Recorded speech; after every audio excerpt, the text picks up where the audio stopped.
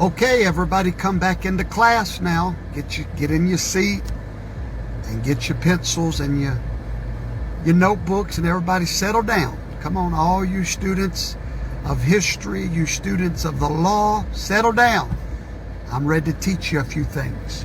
What happens if President Donald Trump does not concede the election?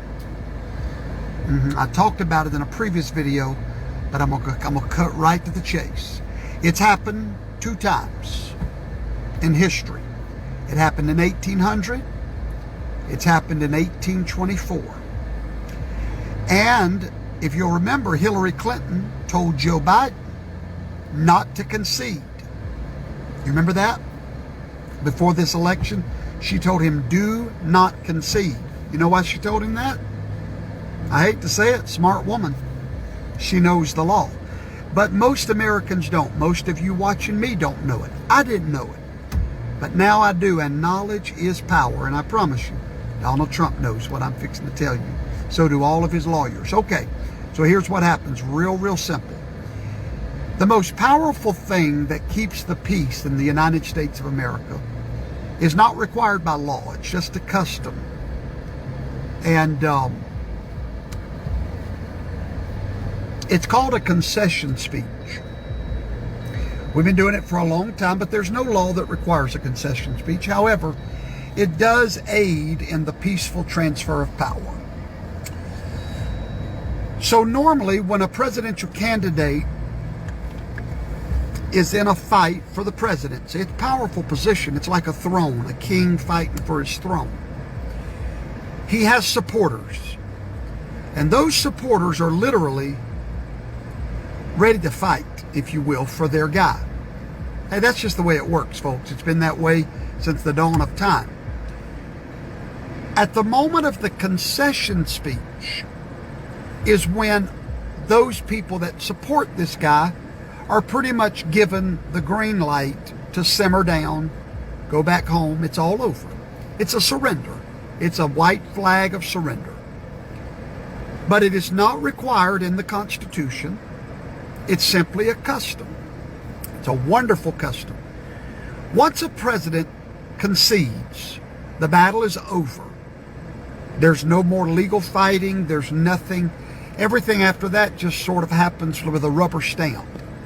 Then the electors get together. They cast their votes in Washington, D.C. The president is officially elected and the votes are certified. And that certification gives that man the presidency. But more importantly, his concession speech from the opponent is what gives him legitimacy and a transfer without drama. But 2 times in our history, presidents did not concede the election. Why?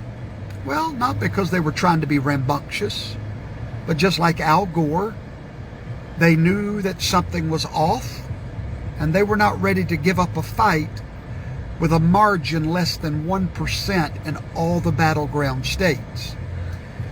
According to the law, Georgia is going to be recounted. We do not have any official result anywhere in the nation. Pennsylvania is going to be recounted. Arizona is still being counted. Nevada is going to be recounted. We have a total recount coming. Now, after that recount, the president has legal options to go to court to prove irregularity. So let's just say that none of that works and the president still will not concede the election. The Constitution, Amendment 12 of the United States Constitution gives you the answer of what will happen.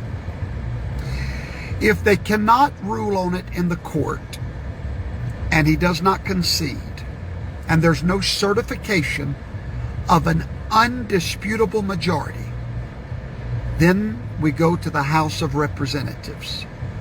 When we get to the House of Representatives, there are 475 members of that House.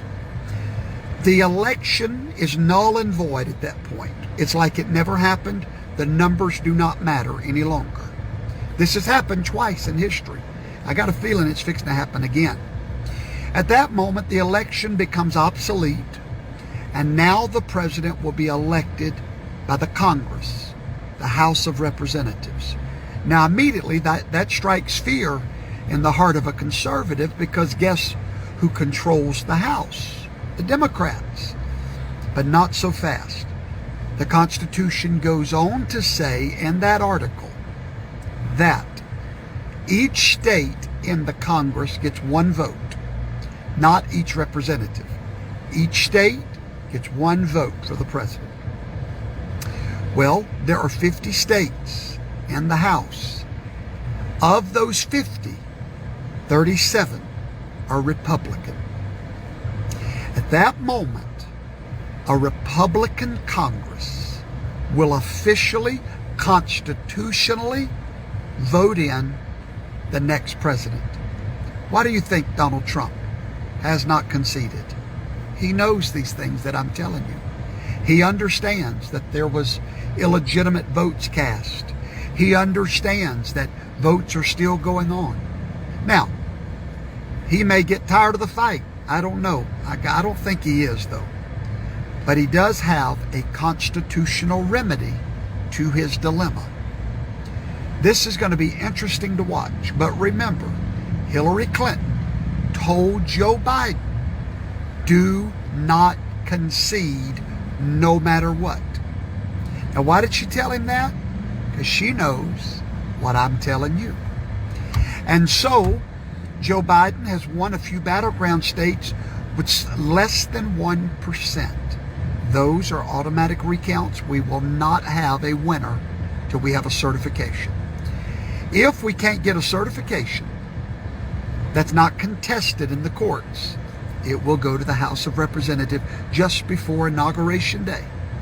Now you might know why the Panther is getting real quiet in the background, waiting for the attack.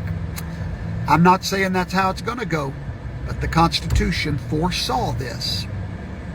The Constitution made a way for an illegitimate election to be overturned in the House of Representatives. So class is dismissed, and now you know the truth.